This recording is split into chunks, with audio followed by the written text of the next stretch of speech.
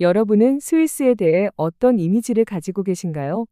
대부분은 아마 살기 좋은 나라, 높은 임금, 아름다운 자연 같은 단어들이 떠오르실 겁니다. 그런데 오늘의 사연 속 주인공은요, 이런 스위스를 떠나 무조건 한국에 남고 싶다고 말합니다. 심지어 그녀는 스위스로 다시 돌아갈 일이 절대 없다고까지 말했는데요. 도대체 무엇이 이 사람의 마음을 그렇게 송두리째 바꿔버린 걸까요? 단순한 관광을 넘어서 그녀의 삶을 송두리째 바꾸어 놓은 어떤 한국에서의 만남. 그 놀라운 여정, 지금 시작합니다. 제 인생이 병원 대기실과 하얀 진료 보고서들의 연속이 될 거라고는 생각해 본 적이 없었어요. 하지만 지금 여기 파리의 저희 집 부엌 테이블에 앉아서 풀 수 없는 퍼즐처럼 펼쳐진 43장의 서로 다른 의료 서류를 바라보고 있거든요. 각 서류 맨 위에는 제 딸의 이름이 적혀 있어요. 줄리엔 르메. 각 서류는 딸에게 뭔가 다른 문제가 있다고 말하고 있었습니다. 서류들을 하나씩 집어들면서 손이 떨리고 있었어요. 첫 번째 의사는 위장 문제라고 했어요. 두 번째 의사는 모든 게 마음의 문제라고 했죠. 세 번째 의사는 졸음이 오는 약을 줬어요. 네 번째 의사는 너무 예민하다고 했고요. 서류는 계속 쌓여가는데 줄리에는 계속 악화되고 있었습니다. 방 건너편에 있는 15살 딸을 바라봤어요. 숨으려고 하는 작은 동물처럼 저희 낡은 파란 소파에 웅크리고 있었거든요. 아름다운 곱슬 금발이 얼굴을 가리고 있었고 두 손으로 배를 움켜쥐고 있었어요. 9년 동안 이렇게 배를 움켜쥐고 있었거든요. 아무도 설명할 수 없는 아픔 속으로 제 아기가 사라져가는 걸 지켜본 길고 긴 9년이었어요. 오늘 아파트가 너무 좁게 느껴졌어요. 아픔이 심해질 때 줄리엔이 내는 그 조용한 울음소리를 들을 때마다 벽들이 더 가까이 다가오는 것 같았거든요. 그 소리를 외워버렸어요. 그게 정확히 무슨 뜻인지 알고 있어요.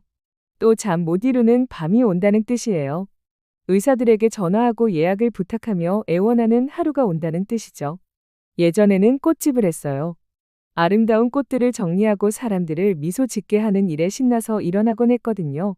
지금은 다른 사람의 삶같이 느껴져요. 이제는 일어나자마자 줄리엔부터 확인해요. 숨은 잘 쉬고 있나? 아픈가? 다음 병원 예약은 몇 시지? 남편 테오도르는 2년 전에 저희를 떠났어요. 더 이상 줄리엔이 고생하는 걸 지켜볼 수 없다고 했거든요. 제가 강박적이라고 했어요. 너무 걱정해서 상황을 더 나쁘게 만든다고도 했고요. 남편 말이 맞을지도 몰라요. 하지만 멈출 수가 없었어요. 어떻게 내 아이 걱정을 멈춰요? 부엌 시계가 크게 째깍거리고 있었어요. 오후 3시가 거의 다 되어가서 저녁 준비를 시작해야 했어요. 하지만 먼저 매일 20번씩 하는 것처럼 이메일을 확인했어요. 어쩌면 오늘 누군가가 답을 줄지도 몰라요. 어쩌면 오늘 누군가가 제 딸을 어떻게 낳게 할지 말해줄지도 모르거든요. 받은 편지함에 새 메시지가 있었어요. 이상한 이름이었어요. 한국 서울 삼성의료원의 정하윤 박사. 읽지도 않고 지울 뻔했어요. 기적의 치료법을 팔려고 하는 가짜 메시지를 너무 많이 봤거든요. 하지만 뭔가가 저를 클릭하게 만들었어요. 메시지는 짧고 간단한 영어로 쓰여 있었어요. 당신 딸의 사례에 대해 읽어봤습니다. 이 아이는 아픈 게 아니에요. 더 깊은 무언가에 대해 몸으로 말하고 있는 거예요. 서울에 오는 걸 생각해 보시겠어요? 치료가 아니라 이해를 위해서요. 화면을 바라봤어요. 한국이라고요? 한국에 대해 생각해 본 적도 없었거든요. 파리, 베를린, 취리히의 최고 병원들이 이미 모르는 걸 거기 의사들이 도대체 뭘 안다는 거죠? 유럽의 가장 유명한 의료센터들을 다 가봤어요. 세계 최고 대학에서 공부한 전문의들을 만났거든요. 하지만 메시지를 다시 읽어봤어요. 이 아이는 아픈 게 아니에요. 이런 말을 해준 의사는 처음이었거든요. 저희가 만난 모든 의사는 줄리엔에게 뭐가 문제인지 말하는 것부터 시작했어요. 이 의사는 어쩌면 줄리엔에게 아무 문제가 없을지도 모른다고 말하고 있었어요. 줄리엔을 다시 바라봤어요. 여전히 배를 움켜쥐고 있었지만 이제 저를 보고 있었거든요. 커다란 눈이 호기심 어려 보였어요. 뭐예요, 엄마? 조용히 물었어요. 뭐라고 말해야 할지 몰랐어요. 지구 반대편의 의사가 딸이 아프지 않을지도 모른다고 생각한다는 걸 어떻게 설명하죠?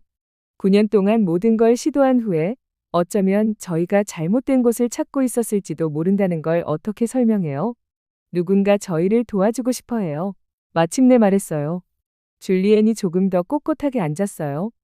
잠깐 동안 딸의 눈에서 희망의 불꽃을 봤어요. 거기서 희망을 본 지 정말 오래됐거든요. 이메일을 한 번 더 읽어봤어요. 의사가 저희에게 서울로 오라고 했어요. 고치려는 게 아니라 이해하려고 한다고 했고요. 이해한다. 는 그 단어가 다른 의사들이 사용한 모든 단어들과 다르게 느껴졌어요. 어쩐지 더 부드러웠거든요. 파리에서의 저희 삶을 생각해 봤어요. 매일이 똑같았어요. 일어나서 줄리엔 확인하고 의사들에게 전화하고 걱정하고 병원 가고 집에 와서 더 걱정하고 잠자리에 들어서 밤새 걱정하고 절대 끝나지 않는 원한에 갇혀 있었어요. 어쩌면 완전히 다른 걸 시도해 볼 때가 된 것 같아요. 어쩌면 다른 모든 사람과는 다르게 제 딸을 보는 낯선 사람을 믿어볼 때가 된 거죠. 노트북을 닫고 소파로 걸어갔어요. 줄리엔이 제가 옆에 앉을 자리를 만들어줬어요. 여행을 떠나면 어떨까? 딸에게 물어봤어요. 딸의 눈이 더 커졌어요. 어디로요? 한국으로. 한참 동안 조용했어요. 그러더니 제 마음을 아프게 하면서 동시에 희망을 주는 말을 했어요. 거기서 저를 정상적으로 느끼게 도와줄 수 있을까요? 그 질문에 대한 답을 갖고 있지 않았어요. 하지만 9년 만에 처음으로 어쩌면 저희가 곧 알아낼 수 있을 거라고 생각했어요. 받은 편지함에 있는 이메일이 이전에 발견한 저 검는 문처럼 느껴졌어요. 그 문 뒤에는 아무것도 없을지도 몰라요. 아니면 그 문 뒤에 저희가 찾고 있던 모든 것이 있을지도 모르고요. 제 딸을 바라봤어요. 인생의 절반 이상을 이 아픔을 안고 살아온 용감하고 지쳤지만 아름다운 제 딸을요. 딸은 정상이 어떤 느낌인지 알 자격이 있어요. 뛰어놀고 웃으며 다음 병원 예약을 생각하는 대신 수의사가 되는 것에 대해 생각할 자격이 있거든요. 내일은 정하윤 박사님께 답장을 쓸 거예요. 오늘 밤은 딸을 안아주면서 다시 희망한다는 게 어떤 느낌일지 상상해 볼 거고요. 저희 창문 밖으로 파리는 계속 움직이고 있었어요. 사람들이 꽃과 빵 그리고 평범한 걱정거리들을 들고 지나가고 있었죠. 저희 아파트 안에서는 모든 것이 바뀌려고 하고 있었어요. 폭풍이 터지기 직전의 순간처럼 공기 중에서 느낄 수 있었거든요. 저희는 인생 최대의 모험을 시작하려고 하고 있었어요. 단지 아직 그걸 모르고 있을 뿐이었죠. 사흘 내내 정 박사님의 이메일을 대답하지 않고 계속 바라보고 있었어요. 답장을 쓰려고 할 때마다 키보드 위에서 손가락이 얼어붙었거든요. 한국이 다른 행성처럼 느껴졌어요. 줄리엔을 집에서 그렇게 멀리 데려간다는 생각만으로도 속이 꽈배배 꼬이고 있었습니다. 먼저 어머니께 전화를 드렸어요. 어머니는 파리에서 4시간 정도 떨어진 리옹에 살고 계셨거든요. 한국에서 온 이메일에 대해 말씀드렸을 때 어머니는 한참 동안 조용하셨어요. 릴리안, 너 정신이 나갔구나. 어머니가 마침내 말씀하셨어요. 목소리가 피곤하고 걱정스럽게 들렸어요. 한의학이라고? 유럽 최고의 의사들을 다 만나봤잖니? 그 사람들이 도대체 뭘 안다는 거니? 전화를 끊고 나니 전보다 더 기분이 나빠졌어요. 어머니 말씀이 맞을지도 몰라요. 줄리엔이 고생하는 걸 너무 오래 지켜보느라 제가 미쳐가고 있는 건지도 모르고요. 그 다음에는 절친한 친구 마리에게 전화했어요. 저희는 10대 때부터 알고 지낸 사이였거든요. 마리는 제가 절대 잠들지 않는 걱정 많은 엄마가 되어가는 모습을 지켜봤어요. 넌 지푸라기라도 붙잡는 심정이구나. 마리가 말했어요. 한국은 너무 멀어. 거기서 나쁜 일이 생기면 어떡해? 상황을 더 나쁘게 만들면 어떡하고? 마리의 말이 밤새 머릿속에 맴돌았어요. 상황을 더 나쁘게 만들면 어떡하지? 9년 동안 상황을 나아지게 하려고 노력했는데 아무것도 효과가 없었거든요. 정말로 뭐든지 시도해보려는 절망적인 엄마일 뿐인지도 몰라요. 갇힌 동물처럼 저희 작은 아파트를 이리저리 돌아다녔어요. 벽들이 저를 조여오는 것 같았거든요. 구석구석이 저희의 갇힌 삶을 떠올리게 했어요. 효과 없는 약들로 가득한 약장, 책상 위에 쌓인 의료비 고지서들, 재미있는 활동 대신 병원 예약으로 표시된 달력 말이에요. 줄리엔이 제가 서성이는 모습을 지켜보고 있었어요. 소파에 앉아서 무릎을 가슴까지 끌어안고 있었죠. 얼굴이 창백하고 말라 보였어요. 이번 달에도 또 체중이 줄었거든요. 엄마, 한국 때문에 무서워하고 있어요? 줄리엔이 조용히 물었어요. 발걸음을 멈추고 딸을 바라봤습니다. 대부분의 어른들이 평생 겪을 것보다 더 많은 아픔을 견뎌온 용감한 제 딸이었어요. 딸이 더 나아지도록 도와주지 못한 이유를 물어봐야 할 상황에 제가 무서워하는지 묻고 있었거든요. 그래, 솔직하게 말했어요. 무서워 죽겠어. 줄리엔이 이해한다는 듯이 고개를 끄덕였어요. 그러더니 모든 걸 바꾸는 말을 했습니다. 저도 무서워요. 하지만 영원히 이대로 있는 게 더 무서워요. 딸의 말이 가슴을 한 대 맞은 것 같았어요. 줄리엔 말이 맞았거든요. 더 이상 이렇게 살 수는 없었어요.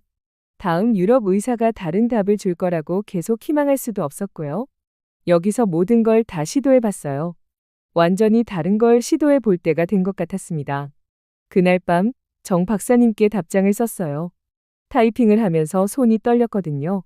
서울로 가겠다고 말씀드렸어요. 고치려고 하는 대신 이해하려고 준비가 되어 있다고도 했고요. 2주 후 러시아 상공을 날아가는 비행기에 앉아 있었습니다. 줄리엔은 이렇게 긴 비행을 해본 적이 없었어요. 저도 마찬가지였고요. 13시간 동안 하늘에 있으니 저희가 뭘 하고 있는지 걱정할 시간이 충분했어요. 갑옷처럼 줄리엔의 두꺼운 진료 파일을 가슴에 꽉 안고 있었어요. 이 폴더 안에는 그 43장의 진단서가 모두 들어 있었거든요. 모든 검사 결과, 모든 의사의 기록이 있었어요. 이 폴더는 제가 딸을 위해 얼마나 열심히 싸웠는지 보여주는 증거였어요. 동시에 제가 얼마나 실패했는지 보여주는 증거이기도 했고요. 비행기가 서울 인천공항에 착륙했어요. 여기는 모든 게 달라 보였어요. 표지판들이 제가 읽을 수 없는 한글로 되어 있었거든요. 사람들이 빠르게 움직이며 제 귀에는 음악같이 들리는 언어로 이야기하고 있었어요. 다른 행성에 착륙한 기분이었습니다. 정하윤 박사님이 입국장에서 저희를 기다리고 계셨어요. 제가 상상했던 것보다 작은 분이셨어요. 짧은 검은 머리에 철퇴 안경 너머로 친절한 눈빛을 하고 계셨죠. 저희가 만났던 유명한 유럽 의사들과는 다르게 보이셨어요. 의료 전문가라기보다는 할머니 같아 보이셨거든요. 하지만 줄리엔을 보셨을 때 놀라운 일이 일어났어요. 정 박사님이 제 딸을 풀어야 할 의학적 수수께끼처럼 보지 않으셨거든요. 증상이나 통증 정도를 묻지도 않으셨어요.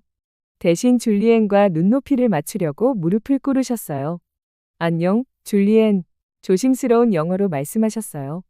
만나서 반가워. 아픈 너나 환자인 너가 아니라 그냥 너 말이야. 줄리엔이 놀라서 눈을 깜빡였어요. 이렇게 말해준 의사는 처음이었거든요. 저희가 만난 모든 의사는 아픔에 대해 묻는 것부터 시작했어요. 이 의사는 줄리엔을 그냥 평범한 10대처럼 대하고 계셨어요. 정 박사님이 일어나서 저에게 미소를 지어주셨어요. 서울에 오신 걸 환영해요. 말씀하셨어요. 다른 종류의 여행을 시작할 준비가 되셨나요? 그 질문에 어떻게 대답해야 할지 몰랐어요. 준비가 되었다고 생각했는데 막상 여기 와보니 모든 게 벅차게 느껴졌거든요. 공항이 크고 붐볐어요. 소리와 냄새가 낯설었죠. 한국어를 할 줄 몰랐어요. 한국의 의료 시스템도 이해하지 못했고요. 줄리엔을 여기 데려온 게 끔찍한 실수였다면 어떡하죠? 정 박사님이 제 걱정스러운 생각을 읽으시는 것 같았어요. 무서워하는 게 정상이에요. 부드럽게 말씀해 주셨어요. 오랫동안 이 싸움을 해오셨잖아요. 새로운 방법을 시도하는 데는 용기가 필요해요. 공항을 걸어가면서 이상한 걸 발견했어요. 몇 달 만에 처음으로 줄리엔이 배를 움켜쥐고 있지 않았거든요. 호기심 어린 눈으로 주위를 둘러보며 새로운 광경들과 소리들을 받아들이고 있었어요. 거의 신나 보였어요. 이게 그렇게 미친 아이디어가 아니었을지도 몰라요. 때로는 항상 안에 있던 걸 찾기 위해 지구 반대편까지 여행해야 하는 것일지도 모르고요. 정 박사님이 저희를 택시로 안내해 주셨어요. 서울을 지나가면서 높은 건물들과 바쁜 거리들로 가득한 도시를 봤어요. 하지만 다른 것도 보였어요. 다른 종류의 치유를 믿는 사람들이 사는 곳이었거든요. 어쩌면, 정말 어쩌면 제 딸이 다시 정상적으로 느끼는 법을 배울 수 있는 곳일지도 모른다고 생각했어요. 제 안에 무서워하는 부부는 다시 비행기를 타고 파리로 돌아가고 싶어 했어요. 하지만 엄마인 부분, 줄리엔을 위해서라면 뭐든지 할 부부는 저희가 정확히 있어야 할 곳에 있다는 걸 알고 있었어요. 진짜 여행이 이제 막 시작되고 있었습니다. 다음 날 아침, 정 박사님이 저희를 삼성의료원에 있는 본인 사무실로 안내해 주셨어요. 저희가 알고 있던 유럽 병원들과는 다른 모습이었습니다. 차가운 흰 벽 대신에 알록달록한 그림들이 곳곳에 걸려 있었어요. 아이들이 그린 그림이 중요한 의료 자격증 옆에 나란히 붙어 있었죠. 대기실에는 딱딱한 플라스틱 의자 대신 부드러운 의자와 장난감들이 놓여 있었습니다. 정 박사님 사무실은 한강이 내려다 보이는 곳에 있었어요. 창문 너머로 강 위를 천천히 움직이고 있는 배들이 보였죠. 풍경은 평화로웠지만 제 심장은 빠르게 뛰고 있었어요. 줄리엔의 진료 폴더를 가슴에 더 꽉 안고 있었습니다. 정 박사님은 작은 원형 테이블에서 저희와 마주 앉으셨어요. 다른 의사들처럼 큰 책상 뒤에 앉지 않으셨거든요. 예쁜 도자기 주전자로 차를 따라주셨어요. 차에서 꽃향기가 나고 있었습니다. 오늘은 좀 다른 걸 시도해 보려고 해요. 정 박사님이 부드럽게 말씀하셨어요. 제 손에 들려있는 두꺼운 폴더를 보시더니요. 그 서류들을 좀 볼 수 있을까요? 조심스럽게 폴더를 건네드렸습니다. 안에는 지난 9년간의 진단서 43장이 모두 들어있었어요. 모든 검사 결과, 모든 의사의 소견, 실패한 모든 치료 계획이 다 있었죠. 이 폴더는 제가 좋은 엄마였다는 증거였어요. 줄리엔을 위해 얼마나 열심히 싸웠는지 보여주는 거였거든요. 정 박사님이 폴더를 펼치고 서류들을 천천히 살펴보셨어요. 유명한 의사들 이름이나 비싼 검사들에 별로 감명받는 것 같지 않으셨어요. 오히려 슬픈 표정을 짓고 계셨습니다. 이 서류들은 아픈 아이에 대해 얘기하고 있네요. 박사님이 마침내 말씀하셨어요. 하지만 여기 앉아 있는 건 아름다운 10대 소녀예요. 이 서류들과 이 사람이 맞지 않아요. 그러더니 정 박사님이 제 심장을 멈추게 하는 일을 하셨어요. 폴더를 닫고 저희에게서 밀어내신 거예요. 이 서류들을 일단 제쳐두는 게 어떨까요? 박사님이 제안하셨어요. 새롭게 시작해보는 거예요. 제 손이 떨리기 시작했어요. 그 서류들은 줄리엔의 상태에 대해 저희가 알고 있는 전부였거든요. 저희의 의료 기록이었어요. 저희 투쟁의 증거였고요. 하지만 그 서류들이 중요해요. 제가 급하게 말했어요. 저희가 한 모든 검사가 나와 있어요. 줄리엔이 정말 아프다는 걸 증명해 주거든요. 정 박사님이 부드럽게 고개를 끄덕이셨어요. 아니면 모든 사람이 이걸 잘못된 방식으로 보고 있었다는 걸 증명하는 건지도 모르죠. 박사님이 일어나서 사무실 구석에 있는 큰 서류 파쇄기 쪽으로 걸어가셨어요. 박사님이 무슨 생각을 하고 계신지 깨달으면서 제 속이 확 내려앉았습니다. 안 돼요. 제가 속삭였어요. 그 서류들을 없앨 수는 없어요. 나중에 필요하면 어떡해요? 정 박사님이 멈춰서서 저를 돌아보셨어요. 필요하지 않다면 어떨까요? 이 서류들이 도움이 아니라 감옥이 되어버린 거라면요? 줄리엔을 바라봤어요. 줄리엔이 큰 눈으로 이 대화를 지켜보고 있었거든요. 9년 동안 그 서류들이 줄리엔이 누구인지 정의해왔어요. 줄리엔은 원인 모를 배 아픔을 가진 소녀였죠. 치료할 수 없는 환자였어요. 계속 지켜봐야 하는 망가진 아이였고요. 하지만 햇살이 비치는 이 사무실에 앉아서 꽃차를 마시며 평화로운 강을 바라보고 있으니 다른 모습으로 보였어요. 그냥 우연히 의사를 만나러 온 평범한 10대 소녀 같았거든요. 정 박사님이 다시 앉으셨어요. 두 분에게 질문 하나 해볼게요.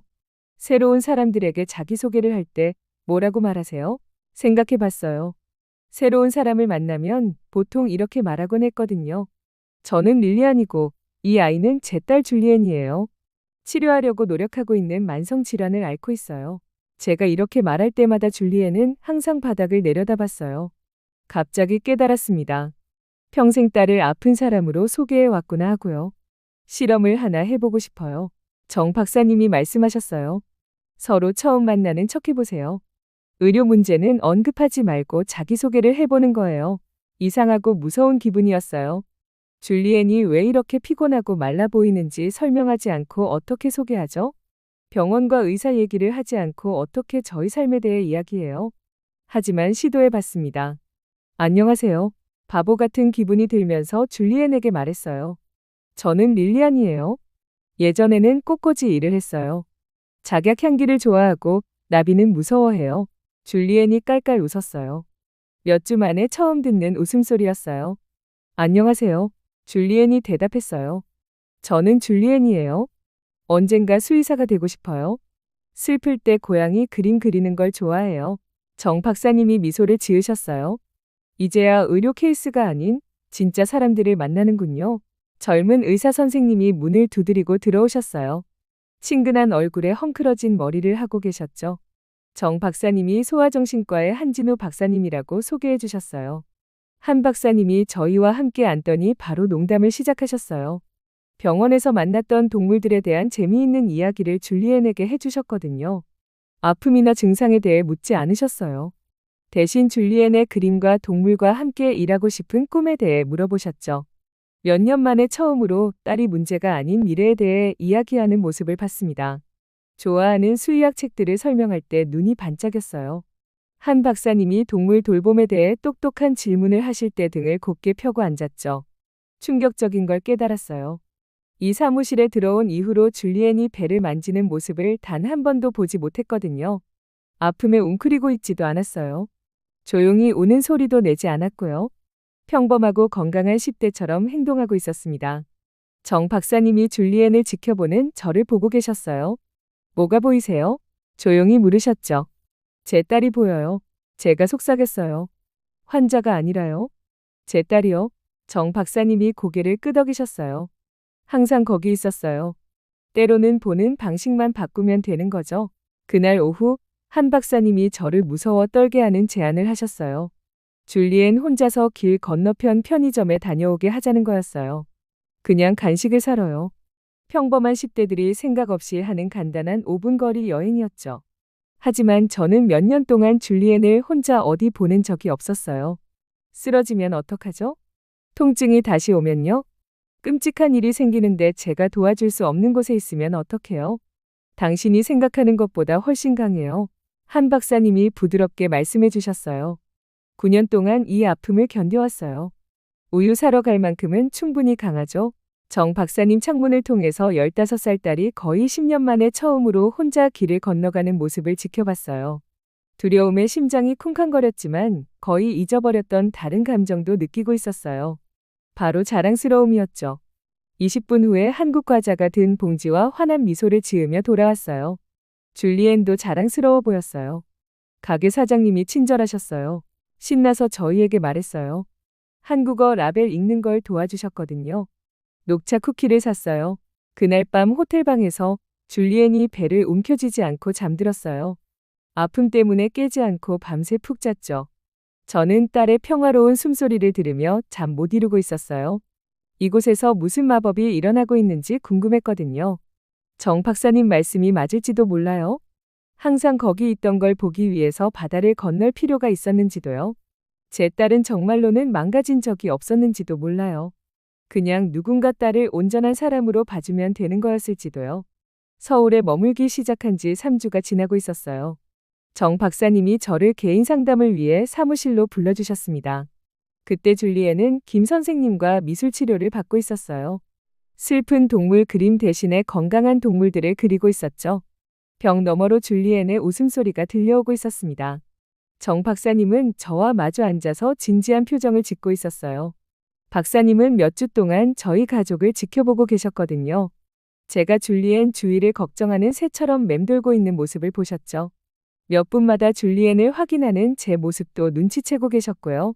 약을 세고 있는 저를 보셨고 더 이상 존재하지도 않는 증상들을 적어 내려가고 있는 모습도 지켜보고 계셨습니다.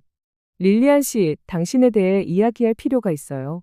정 박사님이 부드럽게 말씀하셨어요. 제 속이 확 내려앉았습니다. 저는 줄리엔을 고치러 여기 왔다고 생각하고 있었거든요. 의사 선생님이 저에게 초점을 맞출 거라고는 전혀 예상하지 못했어요. 정 박사님이 관찰 내용이 빼곡히 적힌 노트를 펼치셨습니다.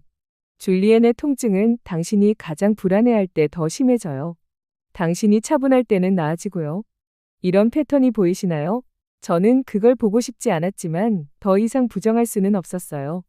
제가 줄리엔의 건강 때문에 패닉 상태가 되면 줄리엔이 다시 배를 움켜쥐기 시작했거든요. 제가 마음을 편히 갖고 줄리엔을 평범하게 놔두면 건강한 10대처럼 행동했고요. 어린 시절에 대해 이야기해 보세요. 정 박사님이 조용히 말씀하셨어요. 이 질문이 가슴을 한 대 맞은 것 같았습니다. 저는 9년 동안 줄리엔의 문제에만 집중하고 있었거든요. 제 자신의 과거에 대해서는 절대 이야기하지 않았어요. 하지만 한강이 내려다 보이는 이 평화로운 사무실에 앉아 있으니 제 안에 무언가가 터져나오고 있었습니다. 저는 정 박사님께 9살 때 매일 밤 부모님이 서로 소리 지르며 싸우는 소리를 듣고 있었다고 말씀드렸어요. 담요 밑에 숨어서 귀를 막고 있었던 일, 부모님이 그만 싸웠으면 좋겠다고 바라고 있었던 마음을 얘기했죠. 아버지가 떠나신 그날 밤과 그 후 몇 달 동안 어머니가 울고 계셨던 일도 말씀드렸습니다. 가족이 예고 없이 무너질 수 있다는 걸 배웠어요. 제가 속삭였어요. 항상 위험을 지켜봐야 한다는 것도 배웠고요. 정 박사님이 이해한다는 듯이 고개를 끄덕이셨어요. 그리고 줄리엔이 아프게 되면서 그 옛날의 두려움이 다시 돌아왔군요. 박사님 말씀이 맞았어요. 줄리엔이 처음 배가 아프다고 호소하는 순간 저는 다시 그 9살 소녀가 되어 있었거든요. 무섭고 무력하고 나쁜 일이 일어나지 않도록 모든 걸 통제하려고 필사적이었죠. 당신이 줄리엔에게 통증이 당신의 완전한 관심을 끌 수 있는 유일한 방법이라고 가르쳤어요. 정 박사님이 설명해 주셨어요. 나쁜 엄마여서가 아니라 딸을 잃을까봐 너무 무서웠기 때문이에요. 그때 저는 울기 시작했습니다. 몇 년 동안 참고 있었던 깊고 처절한 울음이 터져나왔어요. 침실에서 무섭고 외로워하고 있었던 어린 소녀를 위해 울었어요. 딸을 잃을까봐 너무 무서워서 오히려 딸을 잃을 뻔했던 엄마가 된 제 자신을 위해서도 울었죠. 행복하게 지내는 대신 두려워하며 낭비했던 모든 세월을 위해 울고 있었습니다. 정 박사님이 휴지를 건네주시고 제 눈물이 그칠 때까지 참을성 있게 기다려주셨어요. 줄리엔에게는 이제 걱정하는 엄마가 필요한 게 아니에요. 제가 다시 차분해졌을 때 박사님이 말씀하셨어요. 딸이 강하다고 믿어주는 엄마가 필요한 거예요. 다음 날 정 박사님이 지금까지 시도했던 것 중에서 가장 무서운 제안을 하셨습니다. 줄리엔 혼자서 서울 지하철을 타고 경복궁을 구경하러 가게 하자는 거였어요. 언어도 통하지 않는 거대한 도시를 2시간 동안 돌아다니는 여행이었죠. 길을 잃을 거예요. 제가 반대했어요. 혹시 무슨 일이 생기면 어떡해요? 혹시 멋진 일이 생기면 어떨까요? 정 박사님이 되물으셨어요. 줄리엔이 혼자서 서울을 탐험하고 있는 동안 저는 오전 내내 호텔 로비를 서성이고 있었습니다. 1분 1분이 1시간처럼 느껴졌어요. 무슨 일이 잘못됐다는 전화가 올까봐 계속 휴대폰을 확인하고 있었죠. 하지만 그날 오후 줄리엔이 돌아왔을 때 흥분으로 빛나고 있었어요. 궁궐과 화려한 복장을 한 수문장들 사진을 수십 장 보여줬죠.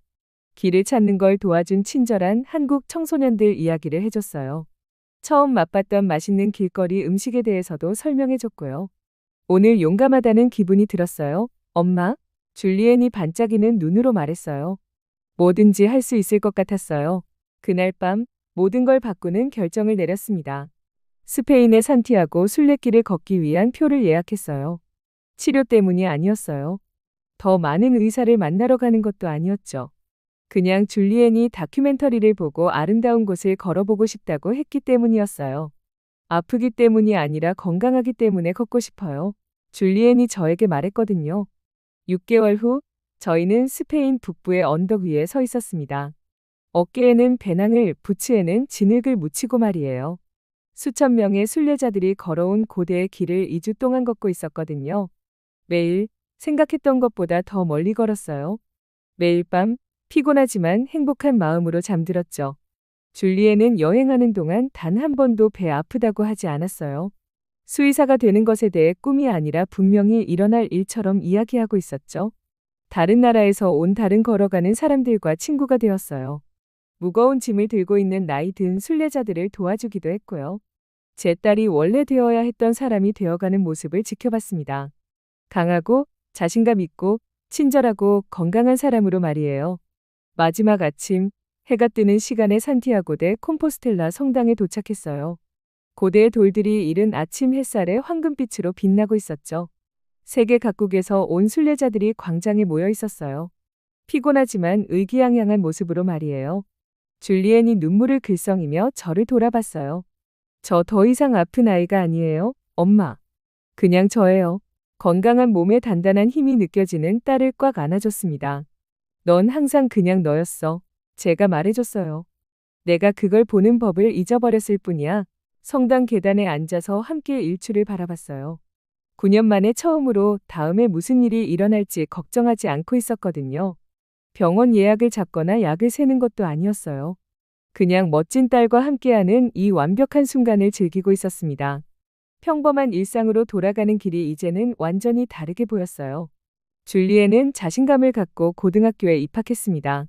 동물 돌봄 동아리에 가입했고 지역 동물병원에서 봉사활동도 시작했어요. 밤에 푹 자고 하루하루 기대에 차서 일어났죠. 저는 다시 꽃과 함께 일하기 시작했어요. 싱싱한 장미 향기와 아름다운 것을 만들어내는 만족감이 얼마나 좋았는지 잊고 있었거든요. 여전히 가끔 줄리엔이 걱정되기는 해요. 하지만 이제는 평범한 엄마처럼 걱정하고 있어요. 성적이나 친구들, 자외선 차단제를 충분히 발랐는지 같은 것들 말이에요. 가끔 늦은 밤에 자고 있는 줄리엔을 확인하러 가요. 아프다고 걱정해서가 아니라 건강하다는 게 고마워서요.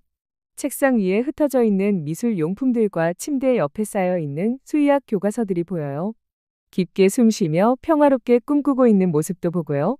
냉장고에 서울에서 찍은 사진을 붙여두고 있어요. 병원에서의 마지막 날 줄리엔과 저, 그리고 정 박사님과 한 박사님이 함께 찍은 사진이에요. 모두 웃고 있었죠. 줄리엔은 배를 움켜쥐고 있지 않았고요. 저는 진료 서류를 들고 있지도 않았어요. 그냥 친구들과 작별 인사를 나누는 평범한 가족처럼 보였습니다. 가끔 사람들이 줄리엔의 병을 고친 기적의 치료법을 어떻게 찾았냐고 물어봐요. 하지만 이제 진실을 알고 있어요. 기적의 치료법은 없었어요. 치료할 병 자체가 없었거든요. 그냥 딸을 너무 사랑한 나머지 딸을 믿는 걸 잊어버린 엄마가 있었을 뿐이에요. 그리고 가족이 이해할 수 있는 유일한 언어가 아픔이어서 아픔으로 말하는 법을 배운 어린 소녀가 있었죠. 진짜 기적은 두려움 없이 사랑하는 법을 배운 거였어요. 진짜 치유는 원래 망가지지 않았던 것을 고치려고 애쓰는 걸 그만두고 항상 완벽했던 것을 축하하기 시작했을 때 일어났습니다. 저희의 여행은 세계를 돌아다녔지만 결국 저희 자신에게로 집으로 데려다 줬어요. 그리고 가끔 그것이 가장 위대한 모험인 거죠. 우리가 바꿔야 했던 건 치료법이 아니라 시선이었습니다. 그 아이는 망가진 적 없었고 저는 나쁜 엄마도 아니었습니다. 단지 너무 사랑했을 뿐이죠. 이제 저는 믿습니다. 당신 역시 누군가를 향한 사랑 때문에 길을 잃은 적이 있다면 다시 자신을 믿어도 된다고요. 당신의 선택과 결정이 지금의 당신을 만들어 왔습니다. 네, 그럼 오늘 사연 어떻게 들으셨나요? 오늘 사연이 재미있으셨다면 좋아요와 댓글 부탁드려요. 지금까지 저는 사연 읽어드리는 감동사연의 외 김주영이었습니다. 끝까지 시청해주신 모든 분들 고맙습니다. 더 좋은 영상으로 다시 찾아뵐게요. 감사합니다.